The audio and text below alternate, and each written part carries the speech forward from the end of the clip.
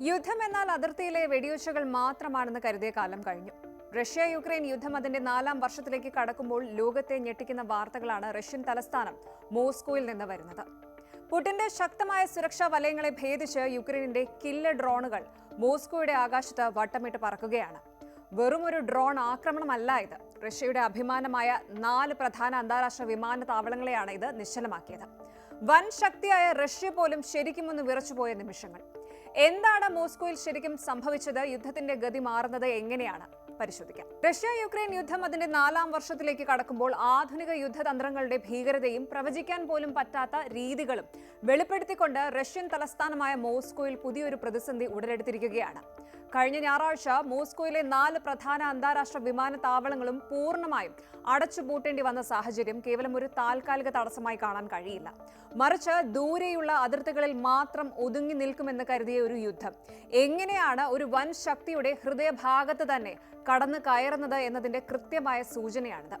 ഷെറോമെറ്റീവോ, ഡോമോഡെഡോവോ, നുക്കോവോ, ഷുക്കോവ്സ്കി എന്നീ വിമാനത്താവളങ്ങൾ റഷ്യയുടെ സാമ്പത്തികവും നയതന്ത്രപരവുമായ നാഡീഞരമ്പുകളാണ്.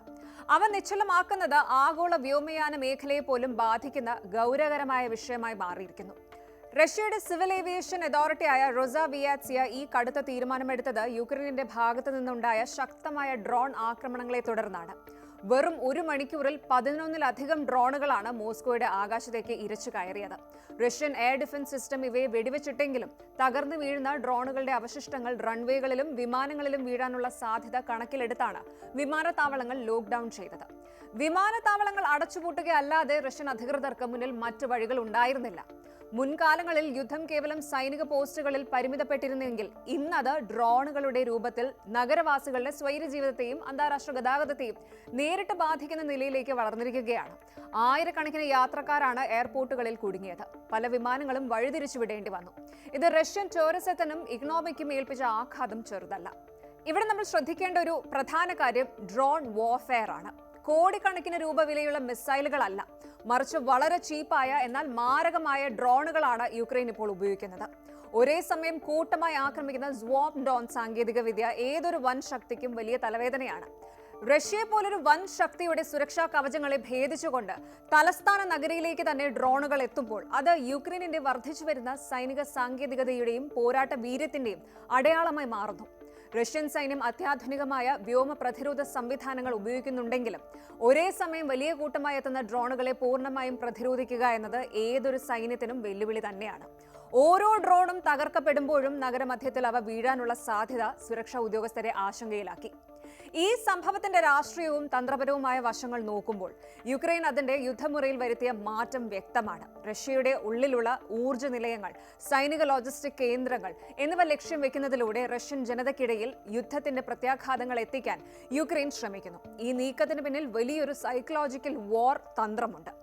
അതിർത്തിയിൽ മാത്രം നടന്നിരുന്ന യുദ്ധം ഇപ്പോൾ റഷ്യൻ ജനതയുടെ വീടിന് മുകളിൽ എത്തിയിരിക്കുന്നു.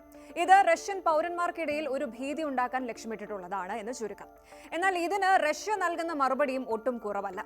മോസ്കോയിലെ വിമാനത്താവളങ്ങൾ അടച്ച അതേ ദിവസം തന്നെ യുക്രൈനിലെ കീവ് ഉൾപ്പെടെയുള്ള നഗരങ്ങളിൽ റഷ്യ വ്യാപകമായ മിസൈൽ ഡ്രോൺ ആക്രമണങ്ങൾ നടത്തിയിരുന്നു. ഊർജ്ജ സ്രോതസ്സുകൾ തകർക്കപ്പെട്ടതോടെ യുക്രൈനിലെ സാധാരണ ജീവിതം കൂടുതൽ ദുസ്സഹമായി മാറിക്കഴിഞ്ഞു. മോസ്കോ മേയർ സെർജി സോബിയാനിൻ പറയുന്നത് സുരക്ഷാ സംവിധാനങ്ങൾ എല്ലാം കൺട്രോളിലാണ് എന്നാണ്. എങ്കിലും പുടിന്റെ മൂക്കിന് താഴെ ഇത്തരം ഒരു ആക്രമണം നടന്നു എന്നത് റഷ്യയ്ക്ക് വലിയൊരു സെക്യൂരിറ്റി ബ്രീച്ച് തന്നെയാണ്. യുക്രൈൻ നൽകുന്ന മെസ്സേജ് വ്യക്തമാണ്: നിങ്ങൾ ഞങ്ങളുടെ നഗരങ്ങളെ തകർക്കുമ്പോൾ നിങ്ങളുടെ തലസ്ഥാനവും സുരക്ഷിതമല്ല. വിമാനത്താവളങ്ങൾ അടച്ചിടുന്നത് മൂലം ആയിരക്കണക്കിന് യാത്രക്കാരാണ് വിവിധ ഇടങ്ങളിൽ കുടുങ്ങിയത്. റഷ്യയിലേക്ക് വരാനിരുന്ന വിമാനങ്ങൾ വഴിതിരിച്ചുവിടേണ്ടി വന്നു. ഇത് റഷ്യയുടെ വ്യോമയാന മേഖലയ്ക്കും ടൂറിസം രംഗത്തിനും വലിയ സാമ്പത്തിക നഷ്ടമുണ്ടാക്കുന്നു. ഇത്തരം പ്രതിരോധ നടപടികൾ മുമ്പും ഉണ്ടായിട്ടുണ്ടെങ്കിലും ഇത്രയധികം വിമാനത്താവളങ്ങൾ ഒരേ സമയം അടച്ചിടുന്നത് യുദ്ധം പുതിയൊരു ഘട്ടത്തിലേക്ക് കടന്നതിന്റെ ലക്ഷണം തന്നെയാണ്. അതുപോലെ ആഗോള വിപണിയിൽ എണ്ണവിലയിലും മറ്റും ഇത്തരം സംഘർഷങ്ങൾ ചലനം സൃഷ്ടിക്കുന്നുണ്ട്. അതേസമയം യുക്രൈൻ പ്രസിഡന്റ് സെലൻസ്കി ഈ സാഹചര്യം ഉപയോഗിച്ച് പാശ്ചാത്യ രാജ്യങ്ങളിൽ നിന്ന് കൂടുതൽ ആയുധങ്ങൾക്കായി സമ്മർദ്ദം ചെലുത്തുകയാണ്. റഷ്യയുടെ ആക്രമണങ്ങൾ തങ്ങളുടെ അടിസ്ഥാന സൗകര്യങ്ങളെ തകർക്കുമ്പോൾ അതിനെ പ്രതിരോധിക്കാൻ കൂടുതൽ ആധുനികമായ ആയുധങ്ങളും റഷ്യക്കെതിരെ കർശനമായ സാമ്പത്തിക ഉപരോധങ്ങളും വേണമെന്നാണ് അദ്ദേഹത്തിന്റെ വാദം. ഞങ്ങൾക്ക് കൂടുതൽ ഡിഫൻസ് സിസ്റ്റം വേണം, ലോങ് റേഞ്ച് മിസൈലുകൾ വേണം എന്നതാണ് അദ്ദേഹത്തിന്റെ ഡിമാൻഡ്. എന്നാൽ ഇതിന് റഷ്യ നൽകുന്ന മറുപടി കീവ് പോലുള്ള യുക്രൈൻ നഗരങ്ങളിൽ മിസൈൽ മഴ പെയ്ച്ചുകൊണ്ടാണ്. റഷ്യയുടെ ഊർജ്ജ നിലയങ്ങൾ തകർക്കാൻ യുക്രൈൻ ശ്രമിക്കുമ്പോൾ തിരിച്ച് യുക്രൈനെ ഇരുട്ടിലാക്കാൻ റഷ്യയും ശ്രമിക്കുന്നു. ചുരുക്കത്തിൽ സാധാരണക്കാരായ മനുഷ്യരാണ് ഈ വാശിയിൽ നരകിക്കുന്നത്. പാശ്ചാത്യ രാജ്യങ്ങൾ യുക്രൈന് നൽകുന്ന ഡ്രോൺ സാങ്കേതികവിദ്യയും ഇന്റലിജൻസ് വിവരങ്ങളും ഈ പോരാട്ടത്തിൽ വലിയ പങ്ക് വഹിക്കുന്നുണ്ട്. എന്നാൽ ഇത് യുദ്ധം കൂടുതൽ നീണ്ടുപോകാനും കൂടുതൽ നാശനഷ്ടങ്ങൾ ഉണ്ടാകാനും മാത്രമേ കാരണമാകൂ എന്ന് റഷ്യയും വാദിക്കുന്നു. ഇരുപക്ഷവും ഒരേപോലെ ഡ്രോണുകളെയും മിസൈലുകളെയും ആശ്രയിക്കുമ്പോൾ സാധാരണക്കാരായ മനുഷ്യരാണ് ഇതിന്റെ ഇരകളാകുന്നത്. യഥാർത്ഥത്തിൽ ഡ്രോണുകളുടെ കടന്നുകയറ്റം ഒരു സാങ്കേതിക വിപ്ലവം കൂടിയാണ്. യുദ്ധകളത്തിലെ ദൂരവും അതിരുകളും ഈ കുഞ്ഞു വിമാനങ്ങൾ ഇല്ലാതാക്കിയിരിക്കുന്നു. റഷ്യൻ മണ്ണിലേക്ക് ഡ്രോണുകൾ അയക്കുന്നതിലൂടെ യുക്രൈൻ ലക്ഷ്യം വെക്കുന്നത് കേവലം ഭൗതികമായ തകർച്ച മാത്രമല്ല, മറിച്ച് വൻ ശക്തിയായ റഷ്യയ്ക്ക് സ്വന്തം തലസ്ഥാനത്തെ പോലും പൂർണ്ണമായി സംരക്ഷിക്കാൻ കഴിയില്ലെന്ന സന്ദേശം ലോകത്തിന് നൽകുക കൂടിയാണ്. ഇത് റഷ്യയുടെ ആഭ്യന്തര രാഷ്ട്രീയത്തിൽ എന്ത് മാറ്റമുണ്ടാക്കുമെന്നത് വരും ദിവസങ്ങളിൽ കണ്ടറിയേണ്ടതാണ്. എങ്കിലും റഷ്യൻ അധികൃതർ പറയുന്നത് ഈ നിയന്ത്രണങ്ങൾ താൽക്കാലികമാണെന്നും വ്യോമയാന സുരക്ഷ ഉറപ്പാക്കാൻ തങ്ങൾ സജ്ജരാണ് എന്നുമാണ്. ഈ യുദ്ധം കേവലം രണ്ട് രാജ്യങ്ങൾ തമ്മിലുള്ള പ്രശ്നമല്ല. ആഗോള വിപണിയിൽ എണ്ണവില വർദ്ധിക്കാനും വിമാനയാത്രകൾ തടസ്സപ്പെടാനും ഇത് കാരണമാകുന്നു. ആധുനിക യുദ്ധതന്ത്രങ്ങൾ എത്രത്തോളം അൺപ്രെഡിക്റ്റബിൾ ആണെന്ന് ഈ സംഭവം തെളിയിക്കുന്നു.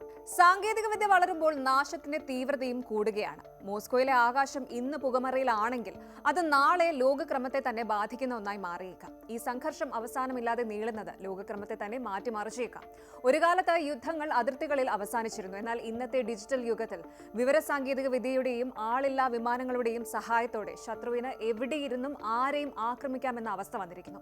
മോസ്കോയിലെ വിമാനത്താവളങ്ങൾ അടച്ചിടേണ്ടി വന്നത് ഇതിന്റെ ഏറ്റവും പുതിയ ഉദാഹരണമാണ്. സമാധാന ചർച്ചകൾക്കുള്ള സാധ്യതകൾ അകന്നു നിൽക്കുമ്പോൾ ആകാശത്ത് നിഴലിക്കുന്ന ഈ യുദ്ധവിമാനങ്ങൾ മനുഷ്യരാശിയുടെ തന്നെ സ്വൈര ജീവിതത്തിന് വലിയൊരു ചോദ്യചിഹ്നമായി തുടരുന്നു. യുദ്ധം ആർക്കും ഗുണം ചെയ്യില്ല എന്ന പഴയ പാഠം ലോക നേതാക്കൾ എന്നാണ് പഠിക്കുക? മോസ്കോയിലെ ഈ പ്രതിസന്ധി വരും ദിവസങ്ങളിൽ കൂടുതൽ കടുത്ത പോരാട്ടങ്ങളിലേക്ക് വഴിമാറുമോ, അതോ സമാധാന ചർച്ചകൾക്ക് വാതിൽ തുറക്കുമോ? നമുക്ക് കാത്തിരുന്ന് കാണാം. കൂടുതൽ വാർത്തകൾക്ക് news 18 Keralam YouTube channel subscribe ചെയ്യുക.